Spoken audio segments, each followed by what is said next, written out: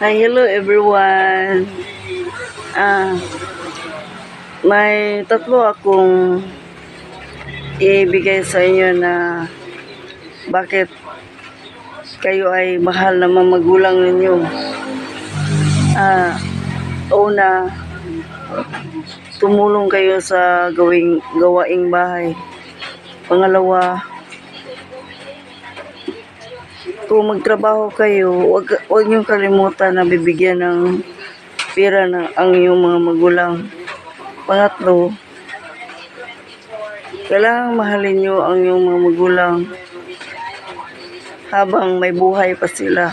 Kasi kung mahalin niyo sila na walang kabuluhan yan, para yung bagay na sira. Kaya habang buhay pa, mahalin niyo mga magulang. At kung maging matanda na sila, huwag niyong pabayaan na kahit saan-saan. Kasi kung pinabayaan kayo ng asawa niyo, pinabayaan kayo ng mga magulang niyo, hindi kayo lumalaki. Kaya utang ang buhay niyo sa kanila. Kaya pasasalamatan niyo sila. Hindi lang yung palagi kayong pumunta sa dun, kung wala na yung mga magulang mo.